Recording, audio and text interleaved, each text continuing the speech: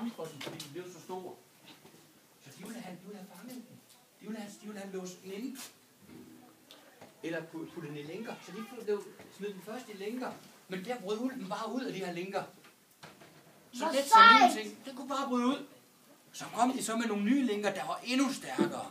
Og så prøvede de så, se, kan du bryde ud af dem? Tror du, ulven kan bryde ud af dem? Ja. Det kunne den nemlig. Så de vidste ikke helt, hvad de skulle gøre. Så de gik ned til dværgene, og så spurgte de dværgene, kan I lave nogle lænker, der er så stærke, at der er ingen, der kan bryde ud af dem? Er det rigtigt? Dværgene, de prøvede at se, om de kunne. Er det rigtigt? Det er helt rigtigt. Så de lavede sådan nogle lænker, og de lavede dem af, ved du hvad de lavede dem af? De lavede dem af meget sjældne materialer. Blandt andet fuglespyt. Har du set en fuglespyt? Er det rigtigt? Ja. Og så lavede de det af kvindeskæg. Kvinder har ikke skæg. Nej vel?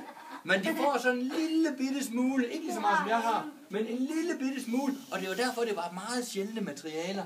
Er det rigtigt? Og så gik de op til ulven med den her kæde, som ikke var lige så stor som de andre. Men sådan en lille kæde. Og så spurgte de, nå ulvebasse, prøv at se, om du kan slippe fri af den her kæde. Men ulven, den vidste du godt, nu har de været væk i så lang tid. Så der var vel noget galt, siden de havde været væk så længe, og brugt så længe på at finde en kæde. Så den sagde, jeg vil kun være med til at prøve at bryde den her kæde, hvis en af jer vil lægge sin hånd i min mund. Er det rigtigt? Det er rigtigt. Og hvem tror du det er rigtigt, at der er hånden i munden? Thor. Nej, det var ikke Thor. Nej. Det var tyren. Hvem tror du? Nej, det var heller ikke. Tyren.